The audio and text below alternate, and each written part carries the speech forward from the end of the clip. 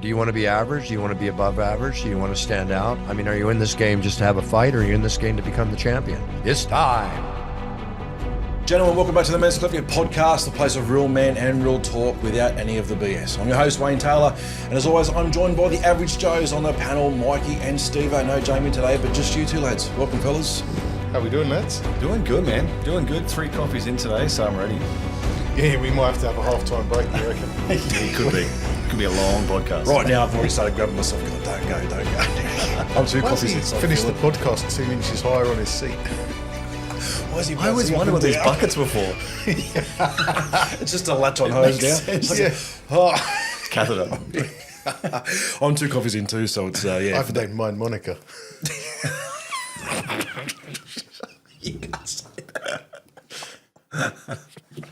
Oh, that's going to need an edit for sure.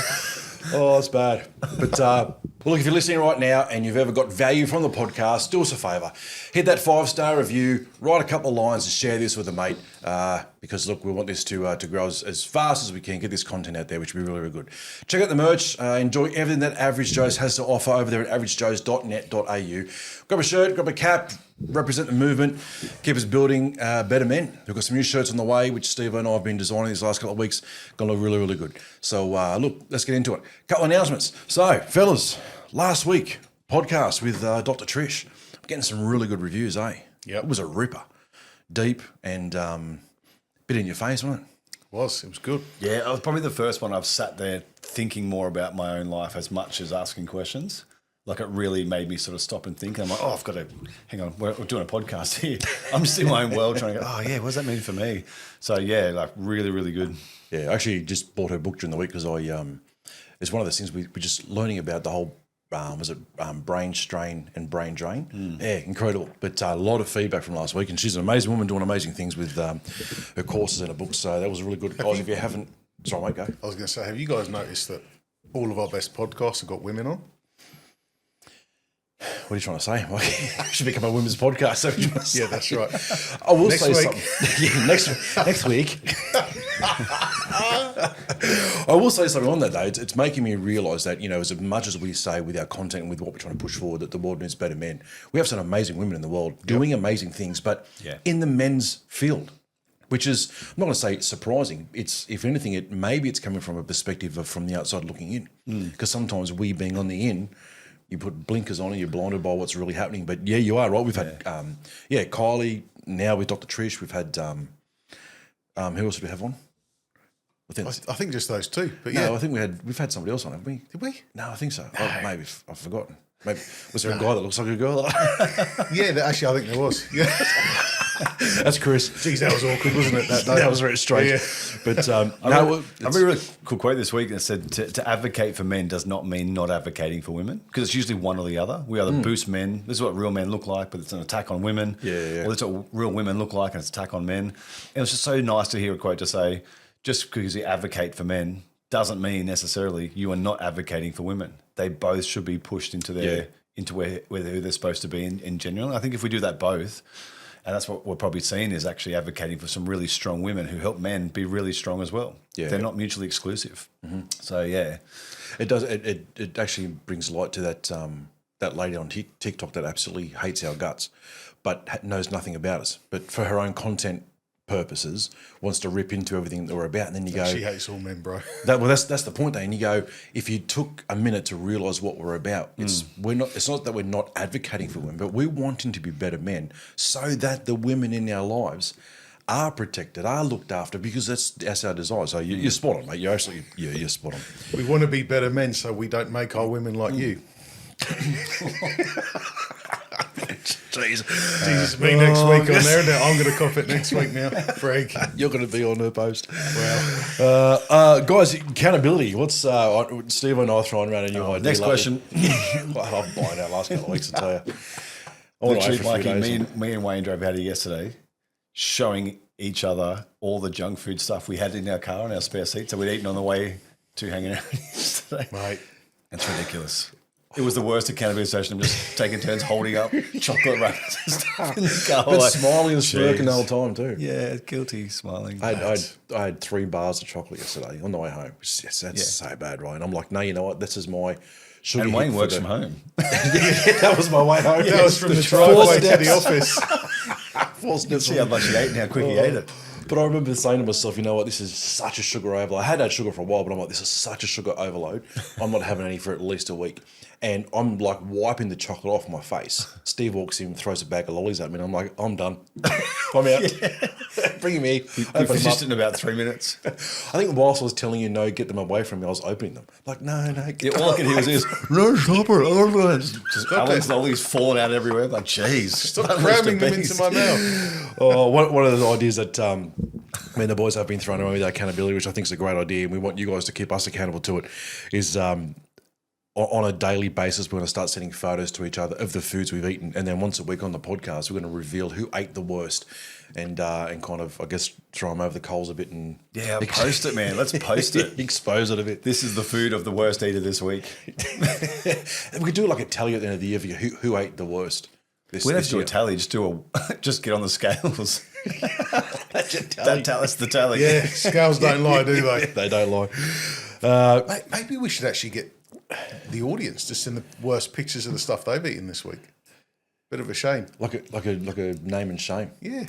Like send the voluntary worst thing name you've and eaten this week. Could be anything. Could be anything. Here's a pizza. Oh, that's not too bad. No, but I ate 4. Oh, God. I'm just going to send you the KFC menu. Just all of it. Yes. That's what I order in drive-through now. She goes, what do you want? I say, yes. Why has he got a red and white bowl on? I've got my own bucket. Actually, I met with, for most of you guys will know, John Comerford, who we had on a few weeks ago, who shared his amazing story. He and I have become really, really good mates, and I just did a trip to Sydney last week. And I met up with John and his partner, Amber, and Lisa and I went out for dinner with him. And we were joking about that I've mentioned on the podcast before about the whole dessert. I have this tendency to, when it comes to ordering dessert, I say yes. It's not a matter of, would you like dessert? Yes. What would you like? Yes. Just send it Because all. I just go through all. And we were there and we're like, oh, yeah, he's going to see this for real this time. What would you like? Yes. What was his face? What was his face like? He knew it was when coming. You ordered all of them. He knew it was coming. It's just really embarrassing when they try and put them down. There's 4 desserts and 4 people, and you're like, no, that they're all for me. Like, put them in front of me. You would like 4 spoons? Nah, No, just one. spoon. Just one. I said one plate. I said, Really good to catch up with him though. But hey, look, the Christmas party we spoke of, we've literally run out of time. So many guys have been so spread. And look, I do put my hand up. I take accountability for it. Hold myself responsible to it. I left things too late. So we are going to do a Christmas party, but we will do it at the start of the year. So it's not going to line up, obviously, with timing. But we will let you guys know with all the hosts and everyone more than welcome to come and join us for a barbie on us. We've got Spotify results in this week, boys, about our last 12 months as a podcast. tell me more, Wayne. It's actually really, they don't want you on anymore, mate. Yeah, made some recommendations. You are the weakest link. Yeah. It's a Spotify recommendation.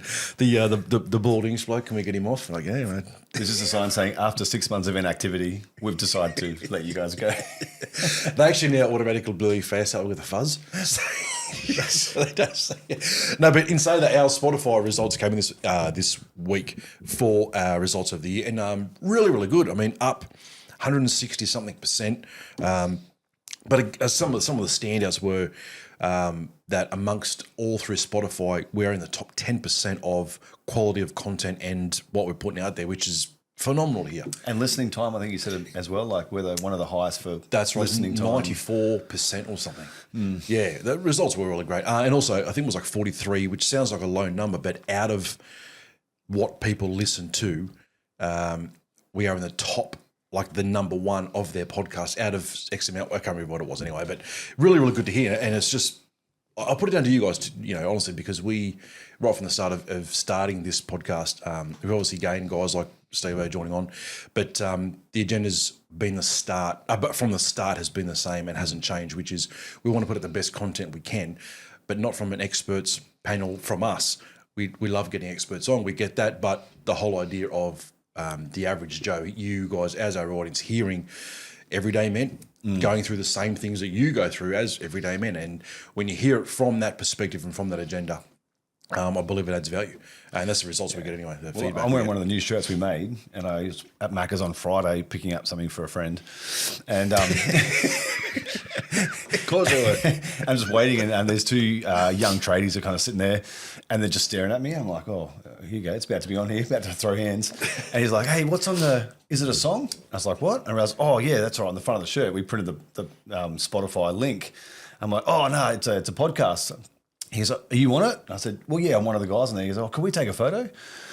So they scanned it and they're like, what is it? So I explained to them what it was. And it was interesting walking away. I could hear them saying, oh, what perfect timing. Like they were obviously talking about, issues and men's health stuff. It's exactly how this started for you, Wayne, is just with a mate talking about life and how to get better.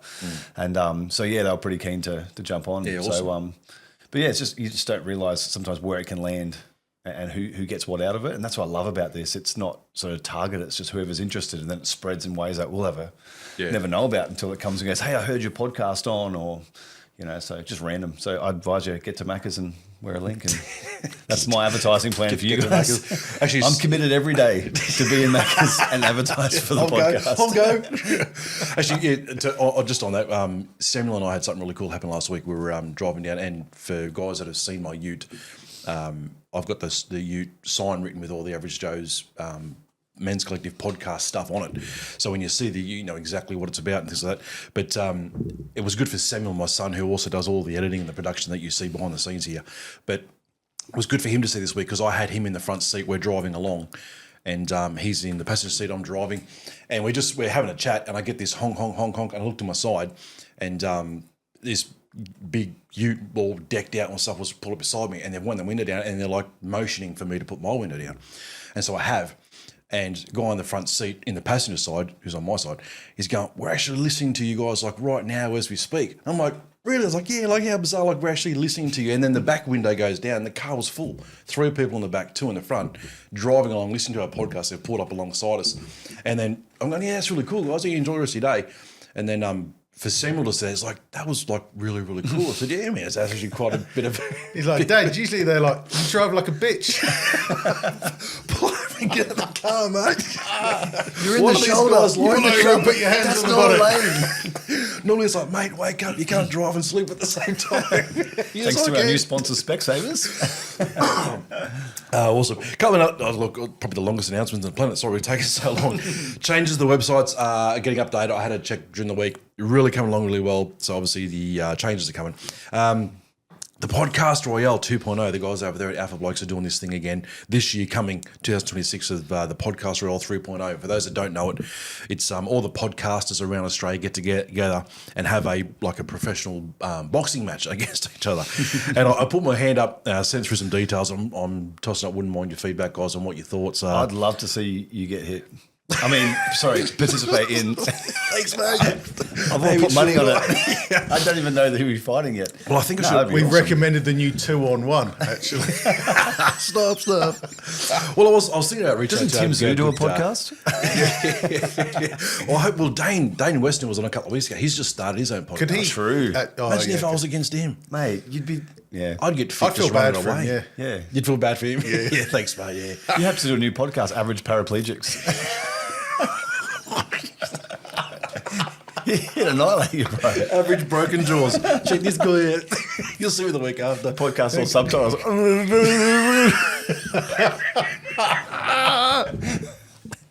Nah, do it, man. You showed me it yesterday. I was like, that looks unreal. Like the atmosphere, everything looked amazing. But Yeah, I might do it. I don't know yet. I was reaching out to Dennis Hogan, who's a good friend of the show, who was the 2022 IBO world champion. He's just become a good friend also. And I might think about reaching out to him and see if we can get him on and boxing train me. Anyway, we'll see.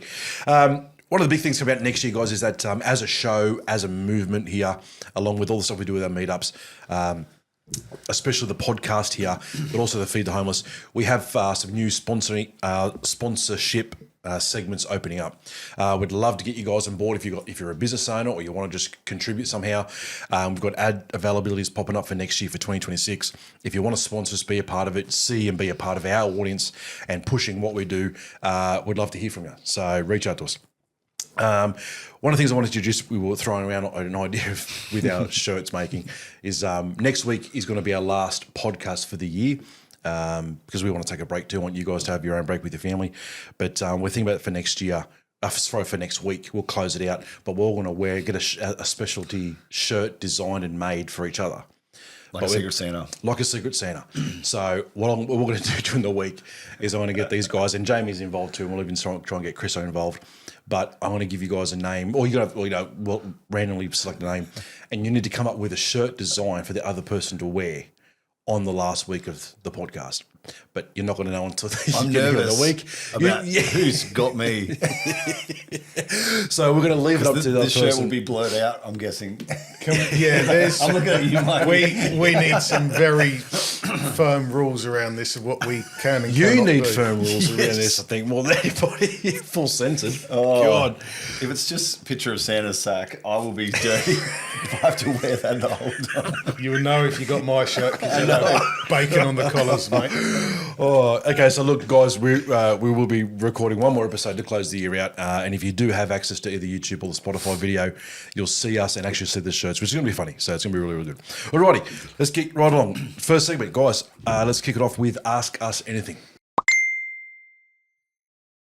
Awesome, yeah. Now we've got a couple of good ones here. Man, this could be the rest of the podcast trying to answer these two, but as usual, we'll just give a little bit of feedback on what makes sense. But first one here, they're nameless, aren't they, this one? Yep.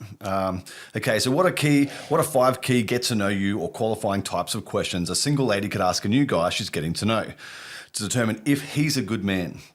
Context. As someone who has been single for many years, has tried everything and all the online dating sites, I'm sick of wasting my time and have now changed my tactic to be very honest, ask questions to gauge what type of man they are straight up, and find myself exiting the conversation if I don't hear what I feel I need.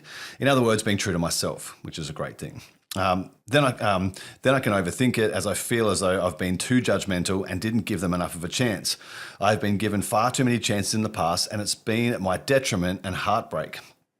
As standout guys yourselves, well, thank you. That's generous. That's maybe your first non-judgmental. Well, we don't allow our wives on the Gone podcast. pear-shaped pretty quickly. Look, I love the assumption. Would love to hear from your perspective. A few questions that you feel would be really good to get the root of who a man is. So basically, just kind of in that early stage, wondering, what do I ask to not be off track and make sure they're a good person from the start? Very in-depth, a lot of ways we can go with that. Mikey, Wayne, first initial thoughts. Look, I know this lady. I'm not going to say I know her personally, but I've known her for a while. She's been a big supporter of not just the podcast, but Average Joe's itself. And I did know that she was single. And when she wrote this question in, she actually comes across like an amazing woman. So when she wrote this in, and I said to you guys beforehand, it's actually, I think it's a great question to ask for many reasons. I think to come from this angle, it's showing the type of quality women that are out there that are still single. Quality women that are after quality men.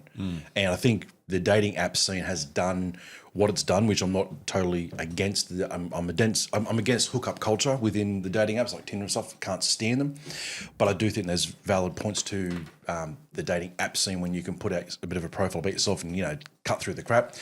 But what I'm seeing from this is that people are wanting genuine connection. And not just the connection, but how the connection happens.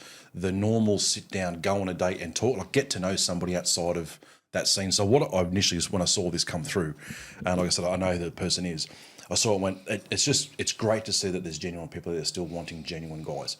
And the fact that she sees us and what we're doing is putting out some good stuff, we really appreciate it.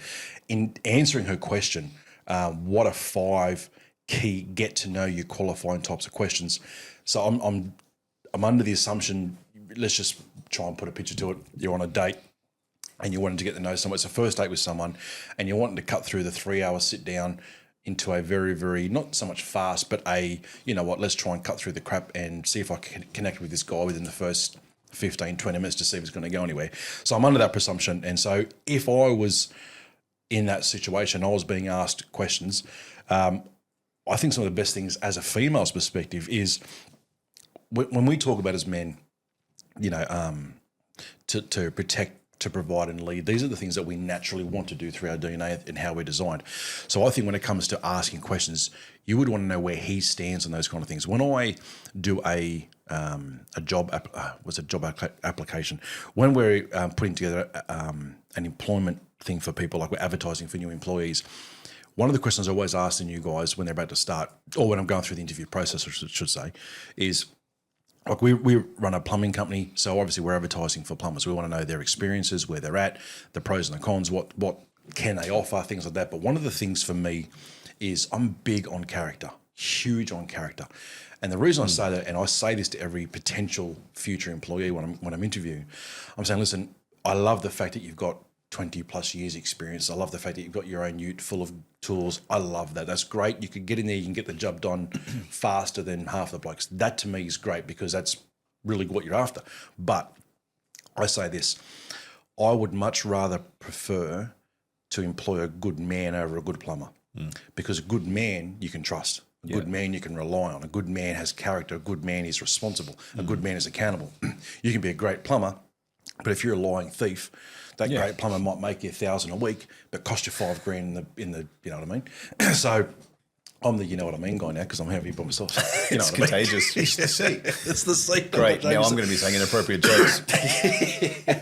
But I'm very, very roundabout question. So in answering that, I would ask things like this. I've written some things down. This is the kind of things that I would ask.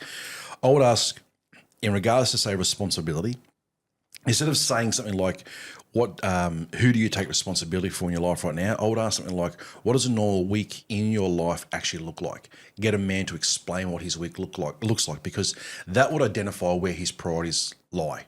Also, when it comes to, say, ownership, instead of saying something like, tell me about a mistake that you've made that's actually changed you, I would say something like, what's something that life has really humbled you with? I think what this does, it doesn't expose a man, but I think it gets a man to go, you know what, I was humbled by. And when a man starts to think that way, he's not so much showing a vulnerability, but he's showing a part of him that's not soft or weak, but a man that's taken responsibility, taken accountability, taken ownership for something in life that has taught him a lesson that's gone, you know what, I thought this was going to be the outcome. I was humbled. I've had to pick myself up and I've kept going. And I think when you can ask questions along those lines, you're going to hear and see a lot about that man that is going to make you very, very quickly go, I think this is a good bloke. We've got a couple of things down here, but I'll leave it up to you guys where we, other things, go for it. Yeah, well, you mentioned about just hiring. Those are my first thoughts. We, at my work, we hired someone a couple of months ago now. They've now been fired. In 8 weeks, they got fired, which is pretty rare these days to be fired, especially that early. But she interviewed really well because it's 20 minutes. They're set questions. She knows how to answer those questions. She interviewed well and the resume stacked up. So she was hired. And within the following 8 weeks, her character really revealed a lot of stuff that we had no option but to get rid of her. Like she was rocking up and drinking at work and all sorts of stuff. It's just insane to think, how does someone get a job? That's wrong, Mikey, by the way. I don't know if you knew. That's wrong, by the way. I love how Mikey's like, what was the bad we're part? talking about how to find a relationship and you've both gone to hiring. Well, no, let me... Yes, that's actually a good thought in itself. But let me finish this out before you get crazy off track. But I think these days, enough guys know how to answer the interview questions well, and they know how to bring a resume to a first date. And so even if you have the right 5 questions to ask in that first initial date, interaction, whatever it is, I think the danger is we can't take that at face value, but time will play that out. And as you said, Wayne, character is a big thing. And so there's a reason HR have a 3-month probationary period, so they can then watch how those interactions play out. And I think, to know 5 qualifying questions, even to find, think about what are some qualifying flags in that initial period. And for me, it aligns back to value. You can say everything you need to say and have the right answers. And I think most guys probably give you the right answers. I can tell you how to get fit, but I'm not fit myself. Right. So it's the actions that lived out in that life experience. I think over the next little while, if something's clicked for the first time and there's interest there, I think just paying attention to what's valuable to that person. If it's people, others, how they interact with people around them. Things like respect, not just wanting it, but giving respect. You can see character come out in everyday life experiences. And I think actually watching that play out to go, is this someone I could spend the rest of my life with without changing them? And I think if you can answer that question over a period of time, I mean, it is the HR experience. It's the probationary dating sort of spot to find out if there's something I can continue with. not just taken on face value. But I think those things, you can look at what's valuable, and you can see what's valuable by where they spend their resources, their time, their energy, their money. Look at what those resources go into, and whatever they tell you is valuable, you can track over a small period of time what is actually valuable to that person. And that's what I think the deeper level is, because when it all comes to push and shove at the end of the day, that's what you're left with. That's the foundation of who that person is. Is that buildable upon? And so I think having some good questions to check with at the start, and then be some obvious red flags, that you might get. But if everything's answered right, then I think you've got to spend a bit of time and just see where the resources get spent to see what's valuable to that person. And that value will say a lot about that person's character. That's good. Thanks, Good. Mikey, if you're on a date and you're getting drilled with a couple of questions, what would expose you? Look, I don't know. The notion of 5 questions that will weed out the wrong ones, I don't know if that's the way to do it. Even if you pick you're going to learn about that person in that window they are right there, not who they really are. Like there is no shortcut to getting to know someone and trying to pull out. I mean, you've got the obvious signs. I reckon you should just be asking open-ended questions from a sales training background, asking questions just to get them talking and then truly listen. Like just if you're there together for half an hour, if they can be talking for 25 minutes, that's your best chance at finding out what they're really like. And then actually comparing what they say to what you see. And when you truly listen to what people say, I think you quickly will pick up disparities between one sentence to the next if they're not the right one. Yeah, definitely. Even how they treat people around them. Because often they're so focused on the date that they actually don't treat the waitress well, or whoever's waiting at the table, or people they interact with in the journey to that date. And I think even looking at how they treat others while they're in that space says a lot about a person as well. Because it's easy to fake it for that, you're there for the date. But if that doesn't transpose into other things they're doing, you realise it's all for show. It's got to be universal across everything they do. Otherwise, you realise it's an act. We've been with our partners for a while. I've been 25 years. You're 17? Yeah, 17. You're 20? 20, yeah. Okay, so we've been with our partners for a long time, right? But surely after all this time, I mean, there are things now, and not to throw Lisa under the bus here, but there are things now where I go, I didn't know that you act or react or respond this way 25 years ago when we were getting serious.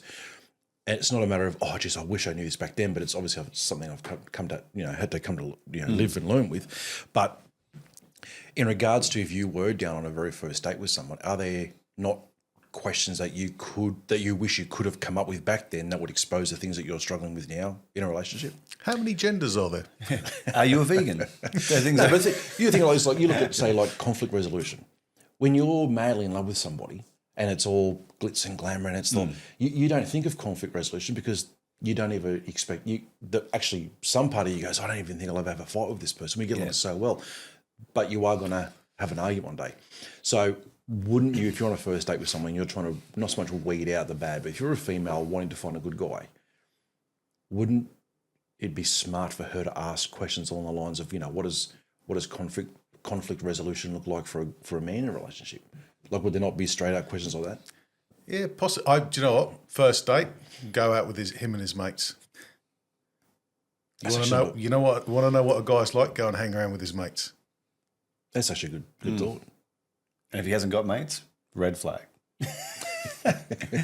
First date with mates, second date with mum. Don't do that. No, I think there's some things that you could qualify over the first couple of interactions, because you can't. I mean, if you it'd be like an interview. Where were you on the night of the third? Spotlight in the face, first date.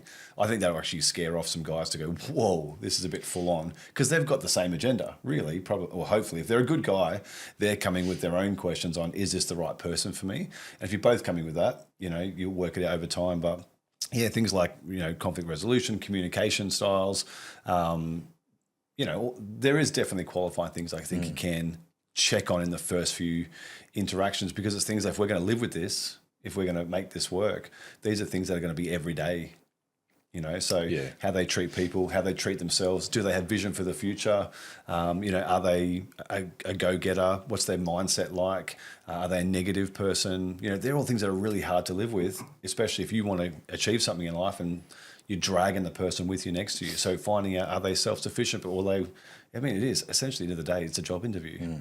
you know, Yeah, for your totally. partner. And it's, as you said, Mike, it's a bit weird that we think about that way, but that's what you're doing. You're checking, can I live with this person well?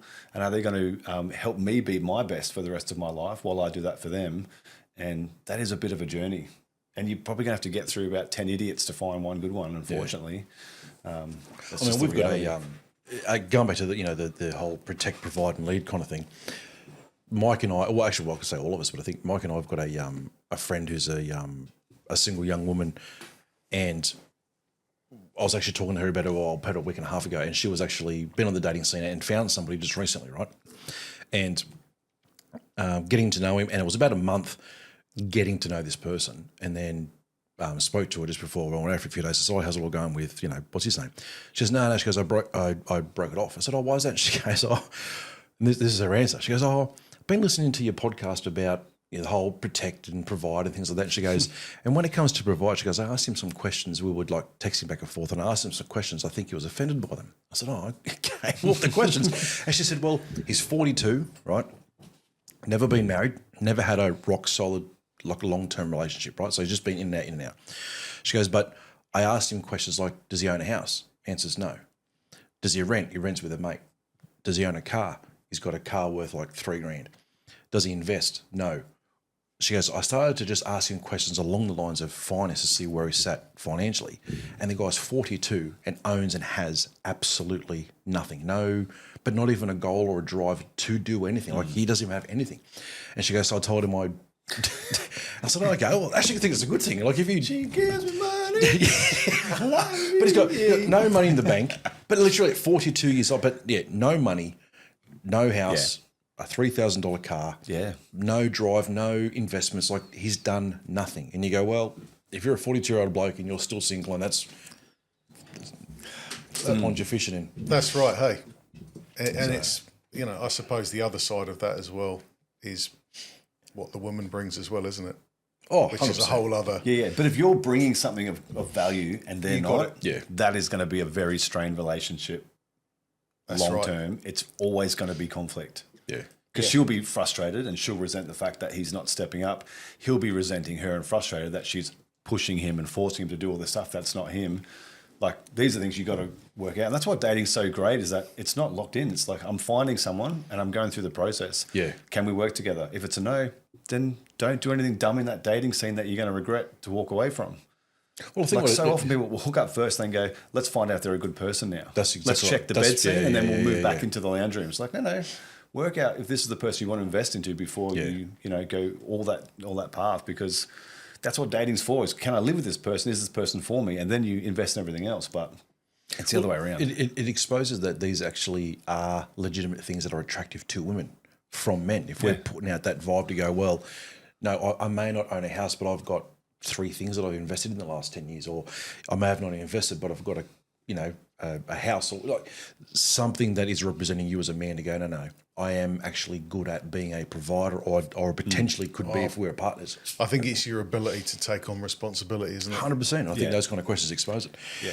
So anyway, guys, we'll close out the Ask Us Anything there. We'll pick up the other ones next week.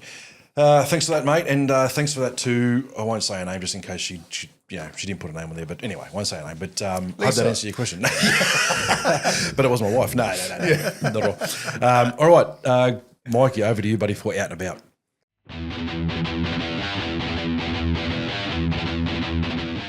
Out and about? Yeah, Out and About. Let's do it. Sorry, guys, I'm not reading the run sheet there. So this week's barbecue, absolutely awesome. So it's Christmas, and the Nambour community are doing Christmas markets where we do our dinner, which in previous years has been a little bit awkward, hasn't it, Wayne? Has been. So we've been evicted once or twice at Christmas, which isn't nice. We've been, we come here every year. We're like, we don't see you. We're here every week, but We're here every week, but but this year it was kind of a bit crazy because we'd met with the local chamber, or had a phone conversation with them, and we'd planned to plan something for Christmas, and they were going to be there when we were going to be there. Completely forgot, and it came to the night, and I got a phone call from one of the ladies that helps us out, going, "Oh, are we on this week? There's like 30 market stalls where we set up." We turned up, we squeezed in, everyone got along great. We had a phenomenal night. And they've actually asked us to be part of next week. So next week is the final Christmas markets and our final feed for the year. But they actually said, hey, you guys have actually brought so many people to the square, and you bring Christmas, you bring that vibe. So it was a bit of a good feeling, right? When the guys that didn't understand what we do got to see it firsthand and go, this is actually what this has all been about for the last 3 years. Exactly. And some of those people that were there were, we won't call them net promoters. But it was a phenomenal night, and it's good to see local business owners, local community, everyone mixing together along with what we do. And it was just a phenomenal night. Yeah. Did again 120 hot dogs, everything cleaned out, and had some great good Christmas music playing. And then some very terrible live music from some of the people. Look, we won't go too deep because someone might be listening. But no, it's good. It was good. And it's that time of year, right? It's Christmas. It's where we're all supposed to come together. We should do it all year, but it's typically the time where people tend to pull more together, and it's good to see it, man. Yeah, it was really good. I think what I liked about it is that the response at the end of where we have been going there for 3 and a bit years, 2 guys and a barbecue, just doing our part in community, right? And then being warned by the council chamber and all this, the glitz and the glamour and the big, beautiful tents and all the stalls and everything of, please not come here because we want this leading up to Christmas. We said, look, let's work together. We've gone there, and then they've come to us at the end of the night and gone, we need you back here next week because you actually brought the community spirit that we were after. Yep. And it's like, we know. We but it was good. That was actually good feedback. We took that quite well. So it was actually good to hear. So we are going to be back there next week. No, we're not going. Nah, stuff them. Took a lot of donations last week, though, didn't we? A lot of people came up to us seeing what we did and gone, wait, you guys are here every week. What do you charge? Like, no, we want to help people. We know that times are tough, and we get it. And then people just putting money in our hands, in our pockets. And I'll come help out next week if you want. Yeah, that's right. The money taker. Because we had guys come up going, how much is it? And we're like, no, it's free. We do it every week for free. And then some other people are like, you should be charging. So then for a minute, I'm like, maybe we should put a 10 out. I was like, hang on. We haven't charged for this for 3 and a bit years. Why would you start of all times at Christmas? But again, it's community, man. And it's the season. People see what you're doing. Yeah, they get 100%. Behind it. And I think we probably got more money than we would have if we sold them anyway. In fairness. Have you guys seen my new Bentley? Yes, I was going to say, I see my new car. So the new rims on the work car. Yeah. My new chain, I kind of had it. I'm trying to keep it hidden under my shirt. No. But it was really good, mate. So thanks for that. And look, guys, with our meetups this week, been getting some great feedback. Some new faces, actually. Bob, who's actually started to come and help out at the barbecue. Bob's a legend, man. Really good guy. Actually started by coming to. Did he actually other way around? He started coming to AJ's Budrum. Yep. And then heard about the barbecue from there. Awesome. And then... So good. Good on Bob. So, guys, with our meetups, please check out our website and our Facebook and our Instagram, all the locations and stuff. But it's 1 hour a week. We get together as men. We have the same topic as we do here on the podcast. Obviously not as in-depth as what we go here because we compact it as much in an hour. The guys sit around about from say, 6 to 12 people. Got a few locations. If you want to start an Average Joe's meetup, obviously not going to happen this year, but we will help you start one next year. Reach out, jump on the website. The very first page has a link of start your own. Click it. It comes to me. We'll have a bit of a chat. Love to get there because look, getting men together and connecting on a more of a what we're saying, not so much a professional level, but more of a mateship level. That's what we're all about. So look. Sorry, and just quickly on that, there might be guys out there going, I wouldn't mind doing it, but I don't know if I'm qualified to do that. What are you looking for in someone to run an Average Joe's group? Mate, great question actually. So what we'll do, I'll very, very quickly take you through the process. So is that I will have a video chat with you and get to know you as a person to see if I believe you're going to be the right fit.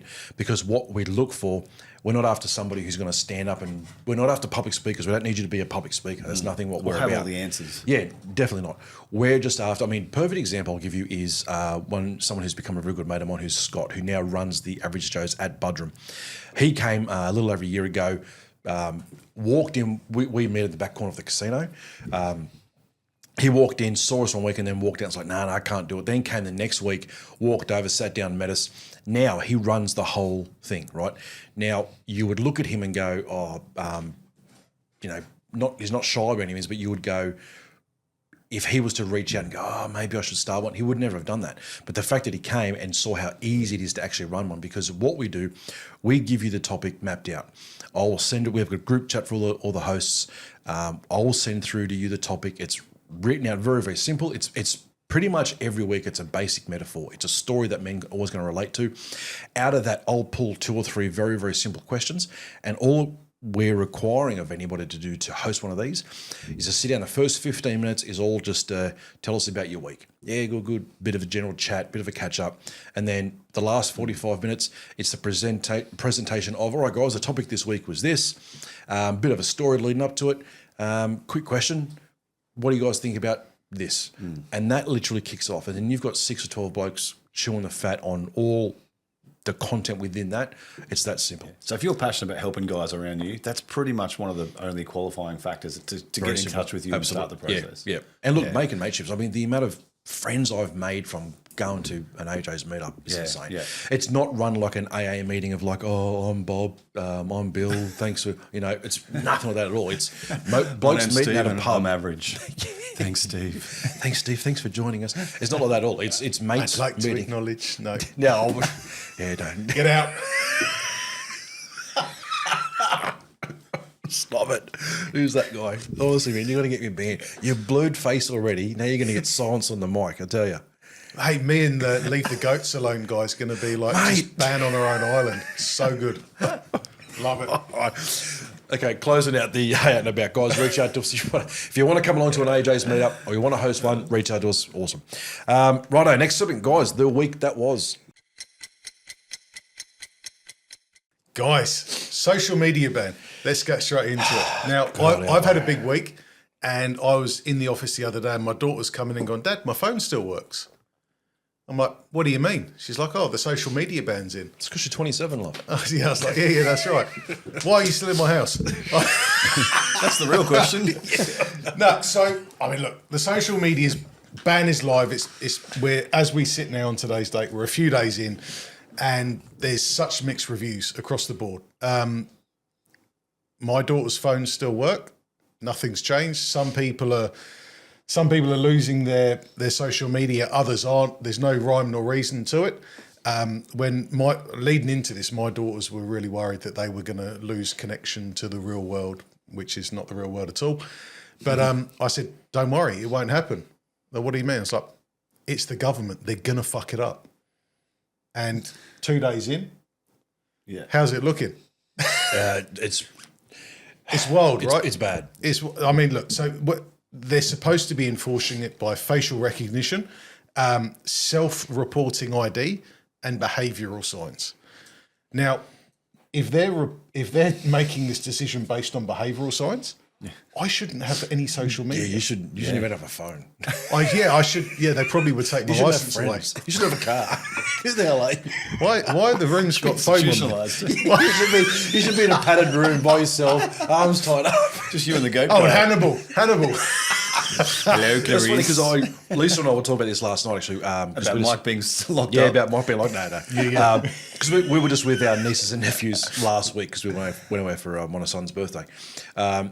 And half of our nieces and nephews have lost it, and half of them kept it. But they're all under 16, right? And just proving the ridiculousness and how flawed this is, right? But one of the things, the reason I look into this with depth, that I go, I understand that there's an age limit on alcohol in Australia. Well, it's 18. America, I think, is it 21? 21. Okay. When you look at age restrictions that have been put in place to go, no, as a nation, we're going to make this right across the board as a law that you can't consume alcohol under this age, right? I look at it as a story and I go, I'm not against that, but I want to pull that apart for a minute. I've got a mate of mine who's a pastor over in Lebanon, and came over a few years ago and said, we'll have we've got this nice restaurant, we'll go have a wine. And we were with a bunch of other people and said, look, a lot of people here don't drink. And he was confused. He thought Australia was quite, having that reputation of being big drinkers, which Australia does, right? And I said, does that surprise you? He goes, yeah. He said, because back in Lebanon, he said, we'll have dinner at the dinner table, and like we'll have kids at like 4, 8, 10, whatever, and they'll get like a little bit of wine in a glass. And he said, but then you look at them when they turn to 18, they're 20 and whatever. He said, there is none of this rolling around drunk on the streets. He said there is such an approach of respect towards what alcohol can do that if they were to be rolling drunk, they're more concerned about the shame that brings on the family. So they don't, because they're taught at a young age how to control this. Yeah. And he said, that story. And it made me think, I'm not against that alcohol and things like that and driving or has age restrictions, but I go, surely there needs to come back to the parent by going, as a parent, the responsibility is on you to introduce things that can be dangerous, because social media can be an amazing tool and it can be dangerous. A car can be an amazing tool and it can be dangerous. A gun, the same gun can go and catch you food for a month for you and the family, or it can take the life of a person, same gun. It's a matter of you as the parent teaching from a young age. So when I see the government kicking in and going, your son and daughter can't have Instagram, can't have Facebook until they're 16, I think it's absolutely stupid. That's right. But we will have a drag queen read to you in your library. That's what's dumb about, hey, they're happy to go, let's have a drag queen come in and teach a kid. Yeah. But the one that can't have. I think you put on a massive issue that I've seen, because I work with a lot of young people, have for the last 15 years, but this idea of outsourced parenting.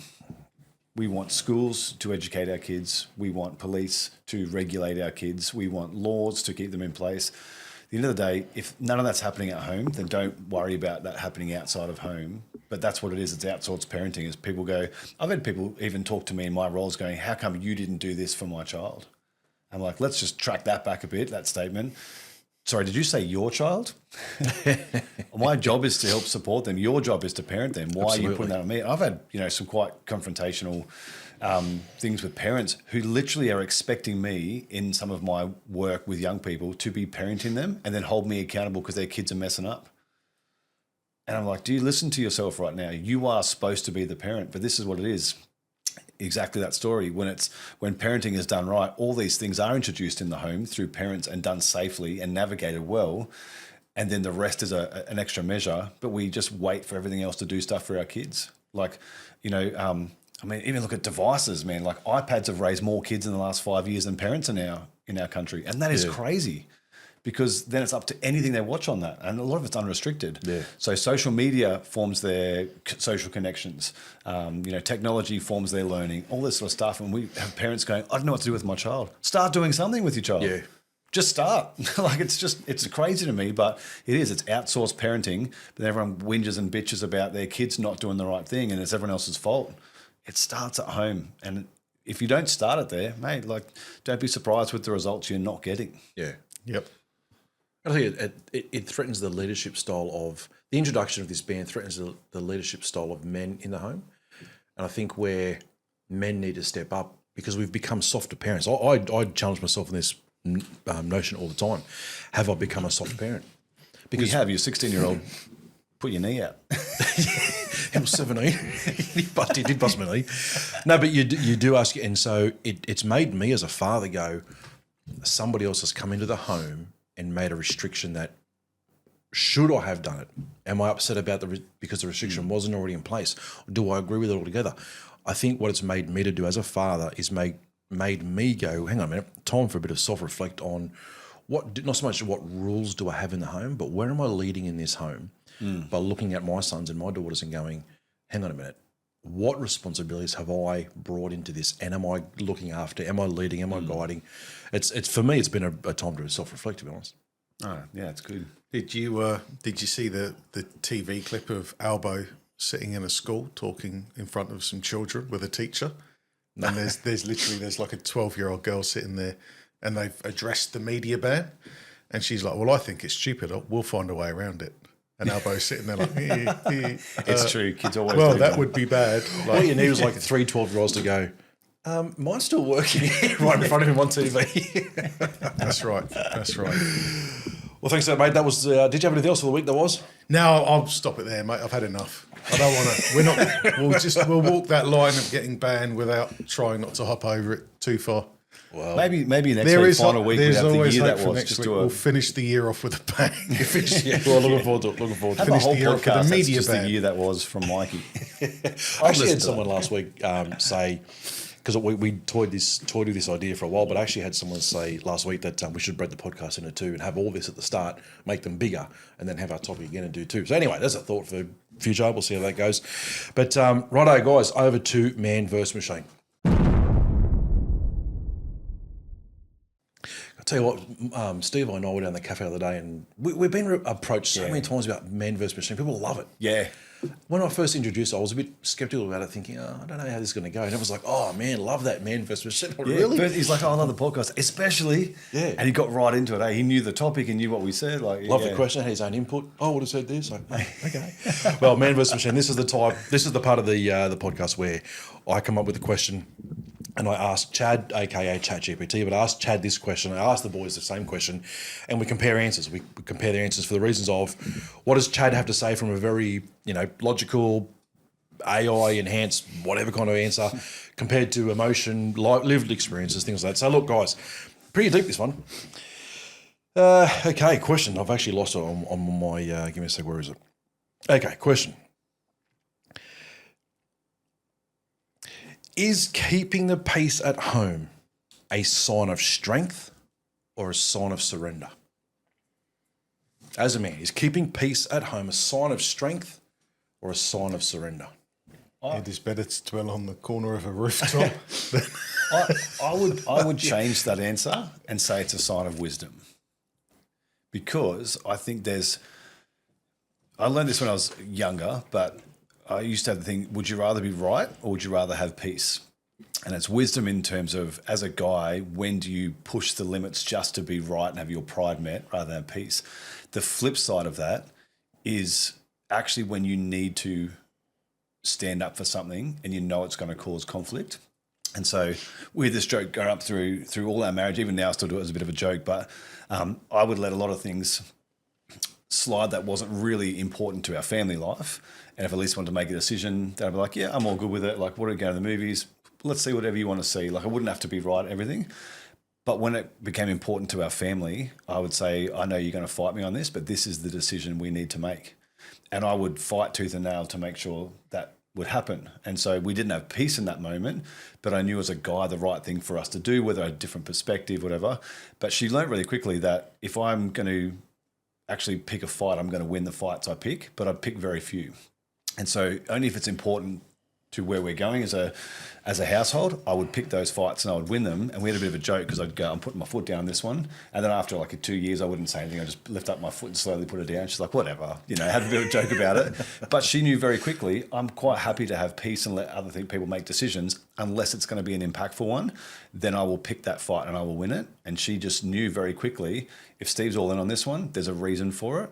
And so for me, it's not sort of right or wrong, but it's a matter of wisdom on what to pick, when to pick it, and how to win those ones. And learning that sometimes you can't have peace to get the right result.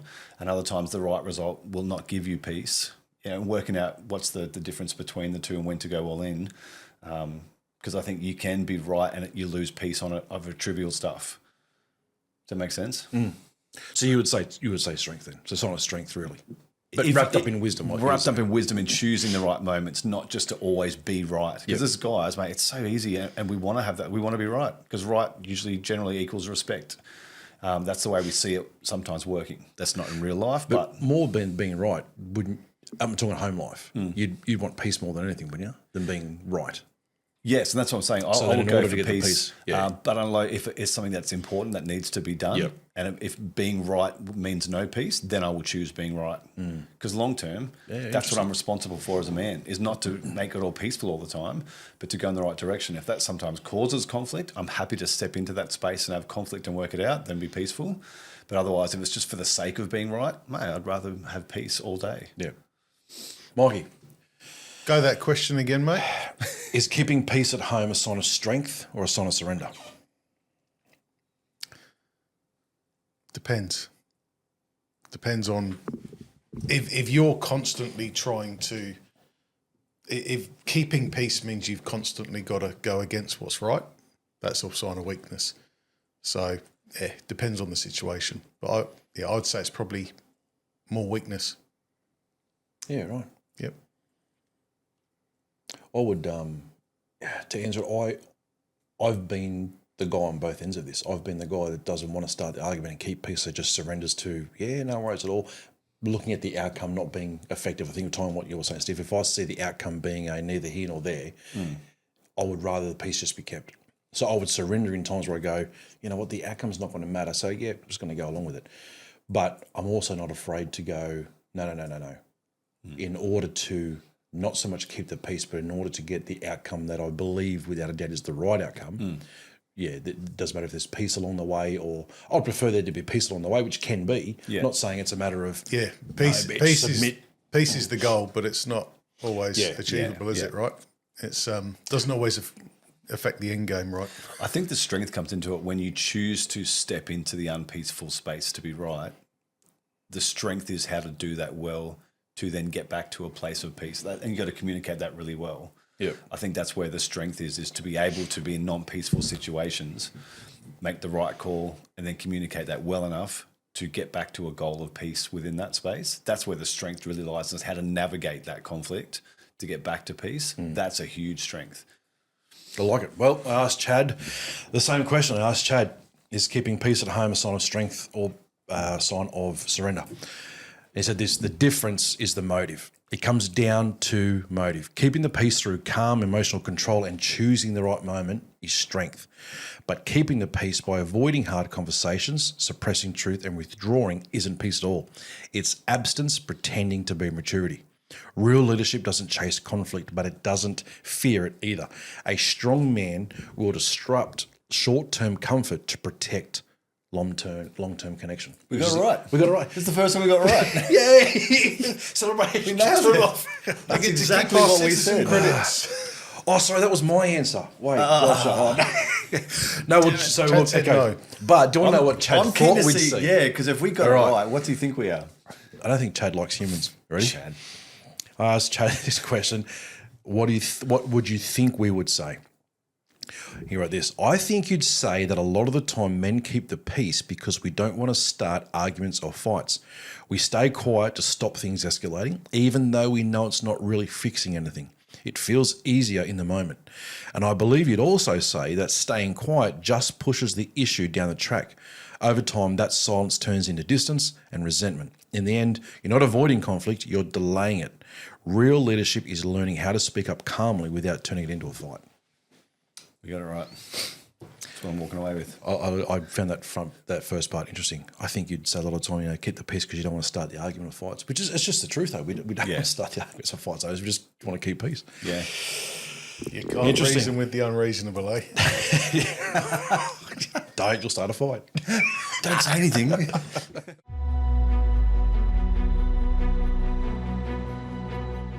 Well, guys, look, time for the topic. This week I've called the topic checked out. Look, this week I was sitting on the lounge with my son Caleb, watching the movie Click. Adam Sandler, love the guy, and I actually do like the movie Click.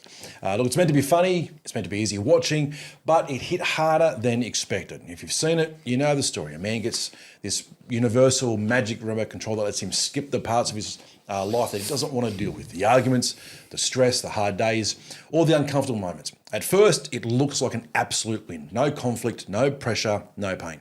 But watching with my son, something clicked within me. The movie is basically a picture of what a lot of men are already doing, even without realising it. Because men don't wake up one day and decide to check out of life. We check out in stages. Start small, checking out of conversations with our partner, listening less, avoiding anything that might turn into conflict. Then we check out emotionally. We stop sharing what's really going on inside us, not because we don't care, but because it feels easier to stay quiet. Then the marriage starts to feel distant. We're still there physically, still providing, but the connection fades. Then work becomes just something to get through. The fire's gone, the pride's gone, and then we check out of ourselves. We stop training, stop praying, stop dreaming. And only after all of that, we check out of life. Picture that man on the lounge at night. House is quiet, kids are in bed, phone in his hand, just scrolling. Not angry, but not happy. Just flat. Just checked out. This episode is about that moment of realization, the moment a man stops fast forwarding his life and decides to check back in. So the question is simple. are you checked out, or are you ready to check back in? Fellas, I'm going to start with a yes or no. This being it, is there a difference between being checked out and resting? Yes or no? Sorry, I wasn't listening. What was that? How long were you sitting on that one? Checked out, Rolly. Good joke, Oh, Rolly. you held that one. Mikey, Go on. I love how quickly you jumped in to make sure no one else could get that one. Yep. Too. Yeah. Got it. He's on Chad right now. How do I respond to this? That Hey, sounds Chad, kind of funny. write me something to say. Write me the worst dad joke to this answer. Tell me what to say. While keeping peace. What's the best? Fellas, is there a difference between checking out and resting? Stevo. Yes. Mikey. Yep. All right. I'm going to say the same thing. Big difference. Stevo, why is there a difference? Where is it? Oh, follow-up questions. Resting is passive. I think a lot of the times, or we see resting as passive. Checked out, like you literally, as you said, it's flat. You're not doing anything. You're not sad or happy. It's just a numbness. And that's what I think the difference is between resting and that. Like checking out is just being numb. You're numb to everything, numb to yourself, numb to the world. And you're literally on autopilot, just moving forward. And I think we convince ourselves that we are moving forward, but there's nothing intentional about it. And I think we just are numb. And I think, that's the difference in resting, I suppose, is for me, there's usually intent about rest, but rest is viable. We need to rest. We shouldn't need to check out. Rest is a part of who we need to be to keep moving forward sustainably. Checking out is just avoidance, escapism. Mikey. Yep. Mate, checking out is just someone going, this is too hard, I've had enough. Fuck it. I'm done. Pretty much. We've all said that at some point about something. But yeah, that's really what it comes down to. Rest is completely different. Nothing at all to do with checking out. I've been there a few times with various things over the years, and I've had to stop and hang on a minute. I'm still here. There's still skin in the game. Got time left. You're only going to waste it. Is there ever a time to check out? Perfect example, right? My days get so full. I get in the office early. A lot of time I'm there late, and I go 2:00 ish on a Friday arvo. I kind of know I'm not going to get many phone calls or many problems. So come 2:00 on a Friday afternoon, I check out. I check out at work. No, not check out of life, but I check out at work, and I'm I was laughing because that's when I got here yesterday at 2:00. yeah, was it hard to have a conversation with? Wayne, you there? Hello. But I'm talking work wise. I'm not talking about checking out of everything. I'm talking about work wise. I check out of work. Yeah. Because I know, again, I'm not going to get I hope I don't get the phone calls. So I look forward to the checkout. I look forward to so for the next 2.5-ish days, I don't have to think about work. I normally crack a bottle of wine. I'll normally have a whiskey, or I'll have something that goes right. I can check out now. So would you call that checking out, though? Well, I think it's distinction, right? So you're checking out from work, but you're still engaged with other things in your life. Yeah. And so are we talking about checking out from circumstances in moments, or are we talking about just being checked out, which is across the board? I'm done with everything, and I'm just numb to everything right now. That's a good question. I think it's a matter of, let's look at, one is checking out in those little increments. Is checking out at all bad? In what areas can you check out of and stay engaged in others? Yeah. Compare that to, and we'll move along to then, where does the checking out become dangerous? Like when are you supposed to check back in, but you don't? And what gets you, because it's not always ourselves that has that revelation moment. Sometimes other people help check us back in. There's things that we come up against and we go, whoa. Like I was doing the other day, when I was younger, working 3 jobs to save for an engagement ring. Poor decisions in life left me in debt, so I'm working my ass off to get that paid back. And I was working 3 jobs, full-time job as a sales rep during the day, in a bar, like in an Italian restaurant, like 5 nights a week behind the bar, late night finishing and painting all weekend. So I was working like 150 hours a week and did it for like 6 months. And I remember driving home from the bar about probably 1 o'clock in the morning. And I fell asleep. This was in Sydney, and I fell asleep on the freeway because I was doing 120 on cruise control, and I fell asleep, and I woke up 3 exits later. I probably was driving for maybe 6-7 minutes, fast asleep, 2 o'clock in the morning on the freeway at 120 Ks, and I woke up to that do off the side, and I realised when I woke up I was pulling into Macca's on the off ramp. Yeah, 3 exits later, and it woke me up, and I remember just being startled back awake again, like, holy crap, like what just happened? Where am I? And I was like, oh, I need to fix this, right? So there's moments in life that sometimes we have things around us that wake us up. But there's also plenty of people who, in the same circumstances, never wake up again. And I think people can do that in life. You just literally finish out the rest of your life checked out, and then it's gone. And so if we don't find those moments, how do we check back in? And who checks us back in? Who's around us that will go, hey, you've been off for a month, 2 months, 6 months. This is not you. What's going on? Like, I think the accountability comes in. But yeah, it's scary to think that if it's checked out totally, mate, how far can we travel on autopilot or cruise control, asleep at the wheel? But I see so many men and meet so many men, no motivation, no goals, going nowhere. I'm like, you just checked out. You're asleep at the wheel. And I was by myself in the car, but how many men have a family? And you're essentially doing that with your family. Your kids just screen time because you're never hanging out with them. There's nothing going forward. Like, that's a scary thought for me, being asleep at the wheel as a dad. I actually had it happen to me, the falling asleep at the wheel too, and I woke up to this Chinese guy in a Porsche overtaking me. Saying, hey, you're worse than me. No. I'm still better than him. My sleep on better. But I was on the M4 motorway, which, Stevo, you know quite well, because I think that was the road you... Yeah. Cumberland to Prospect, yeah. Okay, so I don't know whereabouts I was, but I was on the same road back in Western Sydney. And it was I don't know if it was a Friday afternoon, it was definitely an afternoon. Big day. Like, I'm up early, working me guts out all during the day, and I'm driving home. And in the fast lane, but I was doing 50 Ks an hour. But like... Just staring? Just staring. Yeah. Lights were on, but nobody home. Yeah. Right. And I had this Chinese guy go past in a Porsche, so I overtook him on the left, goes past and honks, puts his window down about 100 mil, sticks his hand, starts to give me the bird, right? Yeah, and then comes back in front. And it wasn't until he did that I came to, and I'm like, oh, wait, look down, I'm doing 50 in 110 zone, right?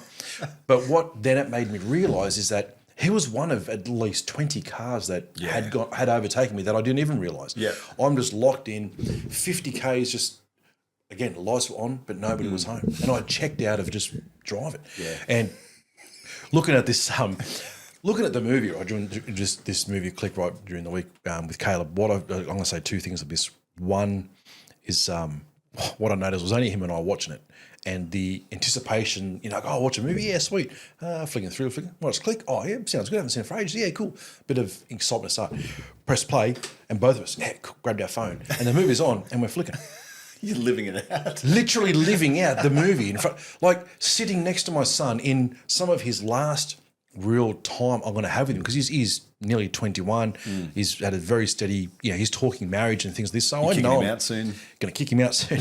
But I know that my time with him now is limited, right? Yeah. And here I was, the movie about a relationship between a father and son, because I don't know if you know the movie, but Henry Winkler is his dad, and then he's got a son. But it's about you lock into autopilot, you lock into fast forward, because at the start you close off and things like, oh, I just don't want to hear it. But then those things become so autopilot, and all of a sudden you create this brain pattern in your life where you just go, oh, I've been here before, checked out, I know what to do. And you do your check out. And it made me stop and think and go, I'm going to wish I was back here. But the checking out side of it, I think you're allowed to give yourself times where you can check out, but where and how you do it. I've been in conversations, I've said this to Lisa, and it happened just during the week, is that I've been in conversations with my own wife, the person I love the most. I've been in conversations with her, looking at her in the eye, smiling, hearing everything that comes out of her mouth, but not listen. And the difference between hearing and listening. I'm hearing it, and then she's finished it with a question. I'm like, actually, sorry, what did you just say? Because I wasn't there. I literally checked out of a conversation with the person I love the most. I was somewhere, and you should have followed it. Sorry, I was staring at your boobs. Because but she's so damn short, my head would have been like this if that was the case. No, but I've been there, and I go, I don't even mean to do that. That's not me intentionally being rude. Yeah, that's not even me intentionally going, oh, I don't even want to hear this. I was literally just there. Again, light was on, but nobody home, and I go, actually, wait a second.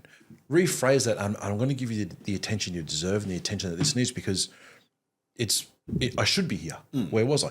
And she said to me many, many times before, she'd be talking, and I've been in the middle of something like a topic, busy with something, and she'll go to me, "Oh, it's all right, I'll say to you, I'll tell you again in a minute." And I go, no, tell me now because I'm nearly done. Like, there's a difference between she understands that I'm there but not there, right? And it starts in so many different ways. Like for us, it's one thing to go, "Oh, it happens driving," but thank God for the Chinese guy driving past beeping his horn. Yeah. Thank God for the on the side of the road. But a lot of guys don't have an external thing like alarming coming in to wake them up out of being checked out. A lot of guys stay checked out and don't even have a resource or an alarm or something to get them to check back in. You had the noise on the road, I had the guy honking his horn. But what do you do if you're the guy that he's checked out? He's checked out of his job, he's checked out of his marriage, he's checked out of his relationship with his kid. He just lights on but nobody's home.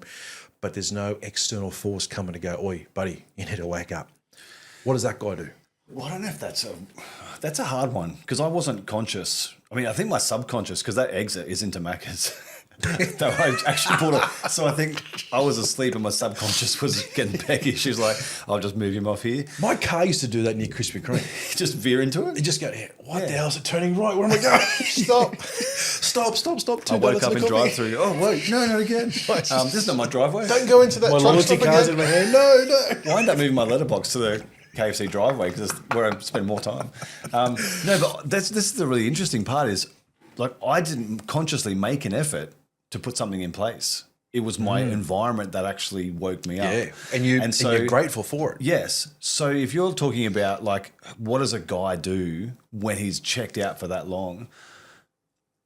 Honestly, unless he has an environment that's going to actually wake something up in him or confront the issue, like I was going off the road. That's what woke me up. Unless there's an environment to do that, I don't know really, unless you're an exceptional human being, the capabilities, once you're in that space, it's very hard to automatically wake up and put things back in place. You just literally, you are on cruise control, asleep. And so I think it's important when you're conscious, when you're functioning, when you're doing well, it's about setting up environments to kind of mitigate that. When you get to that space, having good mates to say, "Hey, if you see me checking out of work for a long period of time, or if I'm, realistic stuff, if you see me start putting on weight over a 3 or 4 month period, whatever it is, and you can see I'm checking out, confront me on that. Because I would rather be confronted by a mate than crash into a wall. That's the reality of it. And no one likes to be confronted, but if your options are crash or be confronted, you'd pick confronted every time. In the moment, it's hard as hell to go through that. But I've had a few moments in my life. One of them was my sister. Love my sister. She sat me down when I was 18. She's like, "You're a jerk. Like, do you know everyone hates you?" Super confronting. I just texted you that last night. It was crazy, but I was going through a lot of stuff in my life, and I kind of checked out. Who was this? Was this Chris or Leanne? Really? Yeah. Wow. Yeah, we haven't spoken since. No, because you're a jerk. She's one of my best mates. But she sat me down. She's like, and because I love you, I'm telling you this. Like, literally, you're a jerk. Like, I had one good mate who I realised was exactly the same as me at the time, and that's why we were best mates.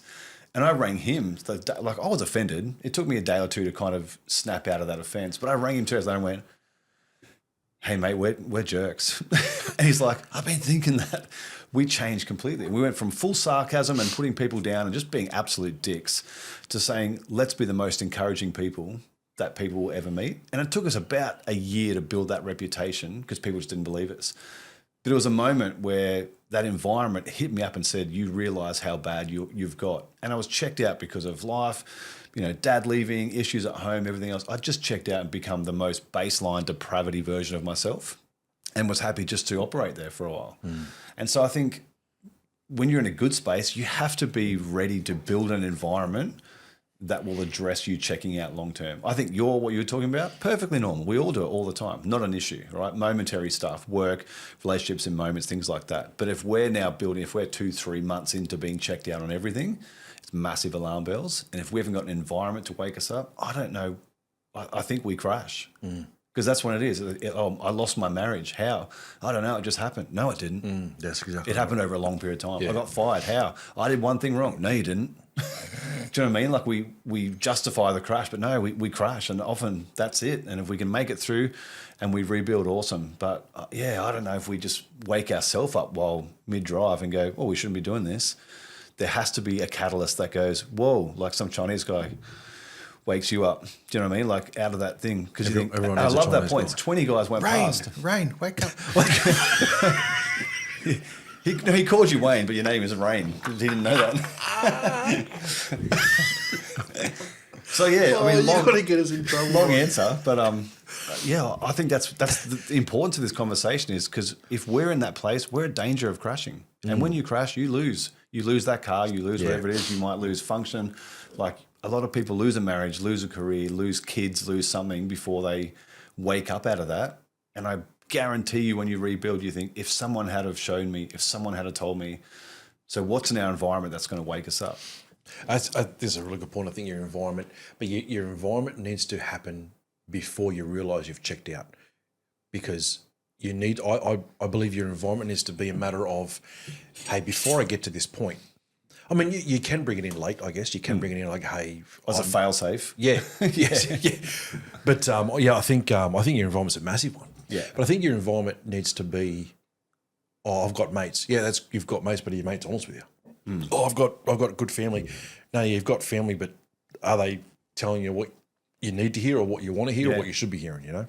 You want to be honest with someone, take them out for a coffee or a steak or whatever and say, hey, is there anything you're seeing in me in the last 6 months that concerns you for my future? Be open, like start the conversation. Because most mates aren't going to go and go, hey, bro, just wanted to find out why you've been such a dick lately. Like we don't usually go with that. But if you actually confront them and say, hey, you're a really good mate of mine, I actually respect what you say. Is there anything you're seeing in me that needs to change? Or you think that might be an issue? Ask the question. And I'm guaranteed if they're a good mate, they'll go, oh, if you're giving me permission, mate, I have been noticing some things lately.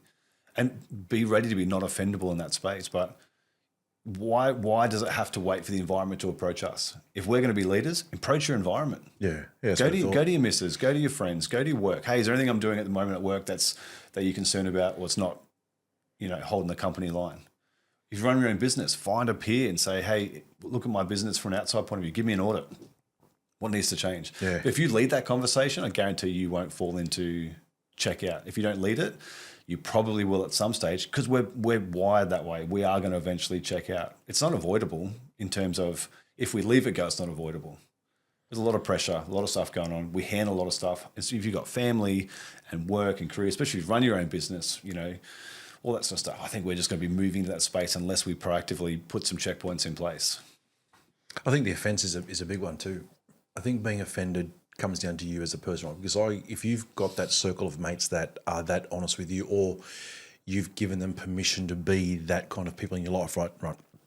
I think if you've got that environment, if you've got that circle of mates and they say to you, hey, listen, I'm just going to be honest with you, it's going to sound offensive, but it doesn't mean you need to be offended by it. Yeah. And I think it's a massive thing because that can also be the other way. I'm going to say something that's not offensive because but I think you're going to be offended by it. Though. Yeah. So I think a lot of it comes down to you as the receiver. If you're the guy that goes, hey, listen, I'm going to be vulnerable enough and I'm going to be holding myself accountable to you. Like I'm allowing you to speak into my life. So I'm giving you this role.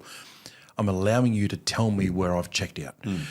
But the promise with that is that I'm not going to be offended by it because that then puts it on you that you could say things whether they are offensive or not offensive, but you as a receiver need to decide I'm not going to be offended by it. Yeah. And I think that's a massive thing. Because if you're in offense mode, you are instantly going to justify and you're going to 100%. rationalise. You and would nothing justify. that says will land.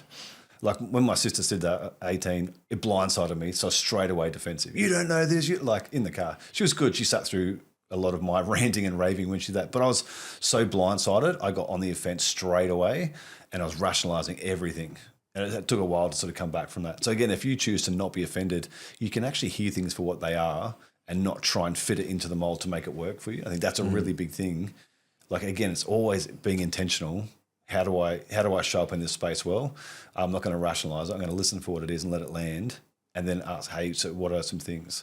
So yeah, how you approach it and from both sides too. As a friend, I love that. I so love that to go, hey, mate, you are a good mate. Because I love you, I'm seeing some things. Can I share some things with you that might be offensive, but I think they need to be said?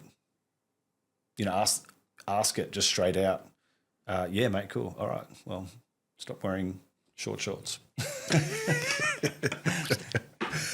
Is there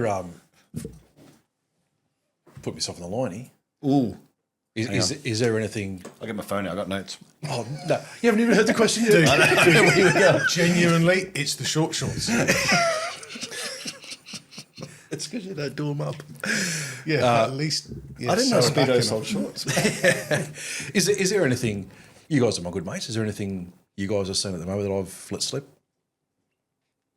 Have I checked out somewhere? Honestly, like I'm asking you guys honestly. You have permission on the Sounds microphone. like chocolates and jelly babies yesterday, mate. When was that? Well, it started at about 9 a.m. I only did it once, but it lasted 6.5 hours. 1 meal a day. Yes, it goes for 8 hours. Have I checked out anywhere? You know, Mike, you see me a lot. I don't think so, mate. Are you being To be honest though? Or are you? On all honesty, you're pretty straight laced, mate. You got it pretty under wraps. From what I see, I would say you would probably know better than anyone. Would you think then that question and that answer would be right across the board for men? Do you think most men would know it deep down themselves compared to what men on the outside see? I think they would. I think they would, and I think they'd also know. They'd know why. Like I'm listening to your stories about falling asleep driving, and it happens all the time. But it's not because I haven't checked out of driving. My head is so full of work and everything that's going on in the day, you just get pulled away from it. So I think there's different types of checkout, right? Yeah. Like when you look at all the different plates that we spin as a man, that's husband, father, friend, business owner or employee, or all the different things that we are to different people. I think there's just times where some of them just take more of our priority than others, and I think you would know. Like I say, you would definitely know. Like there is definitely the guys that just go, fuck it, this is too hard. I'm checking out. I'm just going to cruise. Most of the time, it's not that at all. I think for the guys that sit around this table, if you're checking out, it's not because you're being lazy or you had enough. You literally are so overwhelmed that you are just you're stuck on that one problem or group of problems and trying to solve it. Yeah. That the byproduct is checking out of some other areas while you try and solve that. Yeah, that's exactly where I am right now at the moment with the business. Yeah. I'm so consumed with the physical hours of making it all happen and solving all the problems that last week at the barbecue, afterwards, a couple of the guys came back to my place for a drink. One of them hadn't been there before, and they're like, yeah, here's the address, but I'll follow you. And a couple of minutes later, I'm like, where'd you go? Did you stop somewhere? They're like, no, I was following you, and then you just took off. I didn't even know I took off. They're like, how'd you get that thing up the hill so quickly? I'm like, what do you mean? I had checked out. I've gone in the car, and I'm like, right, barbecue's done. What next?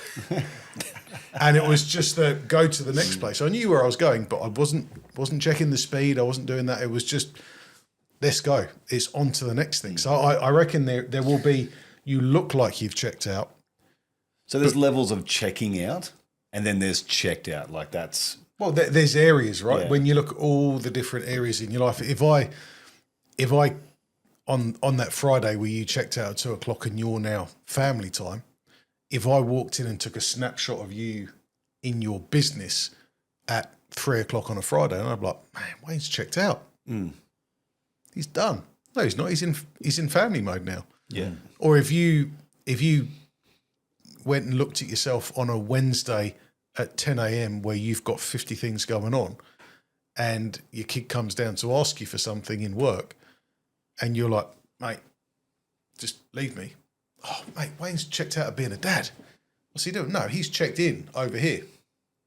And you're just getting on with it. So you reckon we can stay checked into many things at once? I think we try. You can't check into everything, right? It depends how much you're putting into it. If you've got 100%, is all we've got. If we're putting 100% into work right now or family right now, and it's what we do, right? We always tell ourselves with business, I'm gonna give this everything for 3 months, and then once I've done it, I'll back up a little bit, and then 2 months down the track, I'm like, yep, I said I'd give it 3 months. I've still got 3 months. Yeah. Okay, so this is a good question. If you look at a guy and you go, hey, this guy, he's checked out, right? think of that guy for a moment. He's checked out right across the board, not just in one area, but all areas. Hey, this dude is really, really checked out. And then someone said, yeah, I've noticed the same thing. It all started back when, where does it start for a guy to check out? If he's at the end, he's like checked out, where does it start? Does he check out emotionally? Does he check out where? First word, I don't know if it's the right word, but first word is defeat. When they feel defeated in something, whether it's if you feel defeated in your relationship, that often can then move into work. If you feel defeated in your business, that can move into home. Defeated in health, I find where there's a loss or a defeat that it becomes overwhelming. And you said overwhelm as well, but they're the ones that I've seen in some of my mates I'm looking at now. There's been things that's happened and they've just felt defeated, and that is just hemorrhaged into everything that they touch now. And they've just sort of given up. They feel defeated, and they don't put any effort into trying winning anymore. They've just kind of like, this is what it is now. And they've just checked out of everything. And I've seen that now move into other areas of their life, like stuff they go, that's not him. It's never been him, yet his whole life looks like that now. And the few big moments are a loss or a defeat as a man, in whatever that looks like for everyone. But that was the starting point, and he has not recovered. That's really good, mate. That's made me think maybe this whole thing can turn around for any man if his perspective on defeat changes then. Because, you hear people say, oh, mate, you didn't lose, you just learned a lesson. And that off the cuff, that's easy to say. Yeah. But I actually agree with you. When you, as a man, defeats, it's a crap feeling. No one likes failure. No one Guys likes especially. Yeah, Guys hate 100%. failure. And so maybe it comes down on your perspective of defeat. Maybe if for a guy you go, no, I didn't lose. I'm not defeated here. I've actually learned, or I've actually found something, or was it who invented the light bulb? Was it Thomas Edison, or was it yeah? I think it was Thomas Edison. I think let's just play that game. Edison. But when he did invent the light bulb, was it Einstein? No, it was Edison. Edison. Yeah. Anyway, telephone when it was. Einstein dropped an apple on his head. What an idiot. That was William Tell when he shot his son in the face. Pretty sure his metaphors come around, but yeah. But it was a matter of like, was it 2,000 something or other? You Failed 1,000 times. Yeah, it's like no, just found 1,000 ways to not make it. Yeah. Maybe that's a cheat code maybe for men to go, if defeat is the starting point of you checking out an area in your life because you feel defeated, maybe change your perspective on defeat. Maybe it's not defeat. Yeah. Because even let's go back to the original examples, us eating chocolate yesterday. Well, I ate a bit of chocolate. You ate a lot and lollies. Thanks to clarify who's worse. But what did we do straight afterwards? Hey, I don't give you permission, right? Oh, geez, get offended much. What did we do straight after? We were like, what are we doing? Straight away, kick back into gear. Had pizza. All right, we didn't go. I drove to KFC to give my kids what they want to eat treat. But what did we do straight away? Like, we're better than this. We need to do better than this, right? And we straight away started coming up with ideas about accountability. Like, it wasn't a failure. It was a learning point to go, all right, I've hit a limit. Why did I hit that limit? What can change so we can get better? Do you know what I mean? So again, how you look at defeat, how you look at failure, those sort of things. We talk about growth mindset, all this stuff it's all available, literature. We know this sort of stuff. And I've said to heaps of kids, failure is when you stop learning, right? There's the Bible verse says even a righteous man will fall 7 times, but get up again. Someone who's doing right, someone who's striving in their marriage, striving in their business, striving to be a good dad will fall. It's inevitable for us. But falling and failure are very different.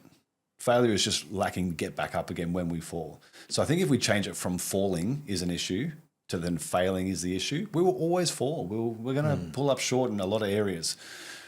We're human. That's what happens. But if you see failing in business, you talk to all those interviews, hey, how many times have you gone bankrupt before you got famous? 4. You're like, what kind of guy goes through bankruptcy 4 times to then build the 5th business to be $1 billion business?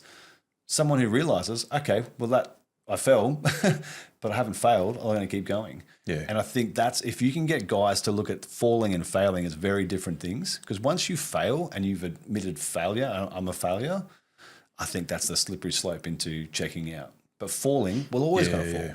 Was it Peter Daniels? Remember him? was a speaker that came through years and years ago, multi-millionaire. And I remember him telling a story of saying that, you know, for the first so many years of his life, it was all about how he could borrow money from the banks. But now he's in a position where two of his local banks borrow money off him to lend out, right? I think that was Thomas Edison. Sure. The apple in there, that the guy. No, but I remember hearing his story of, I think it was his third time where he was lying face down on the factory floor of his third factory that was about to lose from his third bankruptcy. Yeah. But now he's like this multi-billionaire over in the States, this with an amazing story. But you go, lying face down on the cold concrete, lights off on a factory floor that you're about to lose on your third bankruptcy. But wasn't failure, it was just falling.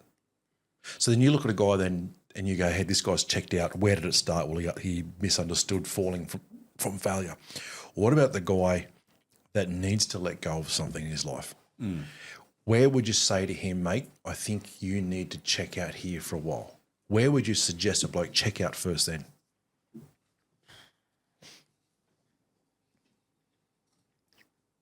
Well, if we're going to keep that word checking out as our terminology, we've got to be careful not to use it for too many things. But I think we're always going to need to do audits of our time, our energy, our focus, our finance. There's always going to be things that we go, what got us to here is not the vehicle that needs to get us to the next stage. Like even in business, there's things you do in business that gets you to a certain level of business that cannot move you to the next level. You've got to put some things down. I think just weighing up that thing is this worth holding in this season of my life right now? Is this moving me towards the man I want to be? Because we can only hold a certain amount of things as well, you know, before we are overwhelmed. And you mentioned that, Mikie, it's such a good point.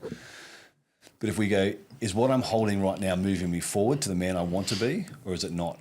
And then having the ability to put it down. And that might be seasonal. I might put, you know, something down now that I can pick up later again. But right now, if it's causing me to fall, maybe I need to put it down and be okay with that sort of stuff. It's just kind of taking stock. And you mentioned self-reflection before. Such a vital part about being a man is that we would self-reflect or have someone to help us reflect to go, am I on the journey of who I want to be right now? And if not, and it looks like we're, you know, checking out or we're falling, that's fine. Acknowledge it, own it, and then work out how to, you know, be that moment where on your third factory floor face down, planning your fourth factory. Like we're all going to be there. So I think, there'll be moments where we need to put some things down, or if you're going to use that, you know, checking out of some things, we have to. We can't hold everything always and expect to move forward or to be scalable. Some things have to be let go. So where would you, if you look at, say, I'm not going to say the perfectly balanced man, but you look at a man that's balanced quite well. He's got his health, his relationship, he's got his career, he's got his fitness, he's got his relationships, his circle of friends. You look at all these things that a man would go, generally my life, these working together looks great. You look at a man that's now going through overwhelm and finding that balance is now like, mate, this is too much. Out of all that, where would you suggest he check out first? Like, mate, okay, well, I think the first thing you need to do is you need to let go of, what would you let go of? Your relationship? Probably not. Well, I think just the things that align to the values. What's important to you as a values as a man? What's not aligning to that value right now? What are you carrying that doesn't line up with what's important to you? Like, for example, for me, right? So I did my back in like 3 months ago. So fitness was a really big part, like gym, workout, and I now have to do just mobility, stretching and walking for like the next 4 months. Can't do anything else. That was so demotivating for everything, but I've just put that down right now. I could pick it up later if I want to, but right now I have to go, it's okay not to be that guy anymore. But I had a lot of pride in that guy who was doing well. And I've had to just put it down. It doesn't carry right now through the season I'm in. I had to just let it go without it crushing me, but it took a big toll.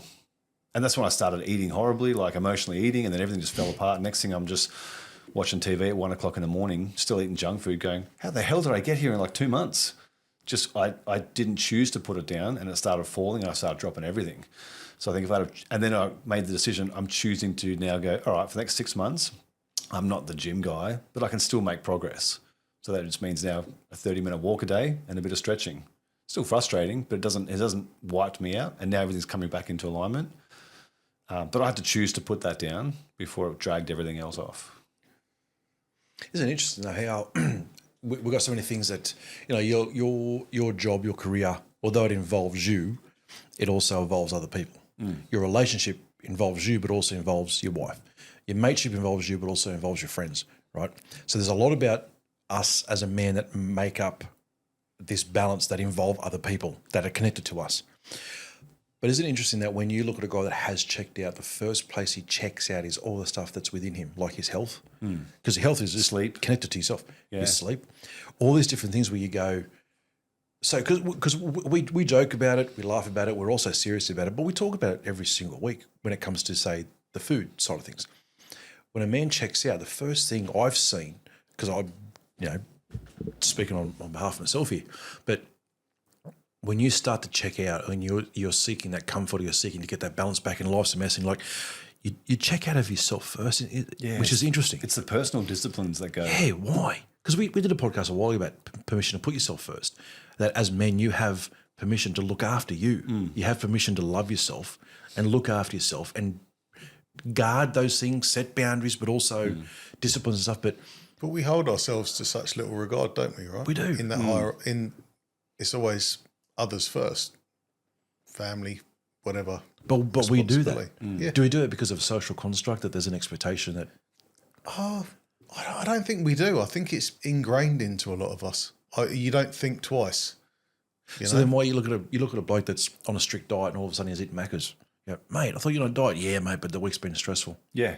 He's checked out of himself first because there's been a misbalance somewhere. Yeah. He lets go of the disciplines in an the area intentionality goes, isn't it? Yeah. Because you have to be intentional to keep those things up. It's not motivation, it's intentionality and discipline and decision making that we keep that stuff sustainable. But that's what I lose straight away is the intentionality of like, it's just comfort. It goes back to, I don't feel great right now. I just want to be comfortable. And for me, that's comfortable is not going to the gym and eating clean food. Comfortable is eating junk food on the couch watching TV. That's where I feel comfortable. But it's a drug. The more I feel comfortable, the more I want to feel comfortable. And it then just turns into this like 3 months later.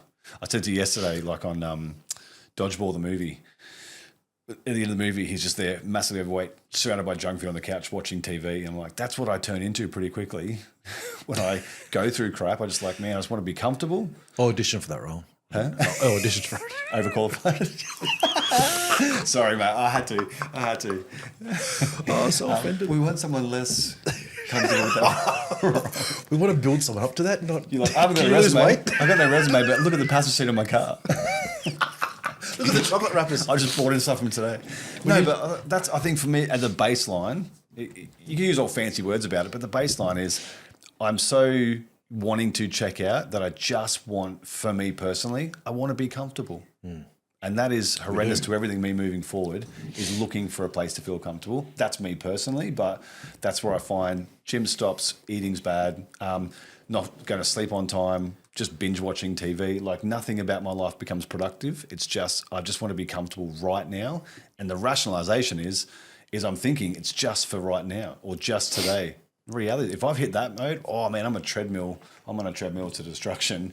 Because once I'm in there, well, next week I'm not going to just miraculously want to be healthy again. I want to stay comfortable. And that's where it goes like 3 months later, like, whoa, how did I get here? I just wanted, and now I'm fighting to get out of that, but just, comfortability. So all this is the key is balance then, right?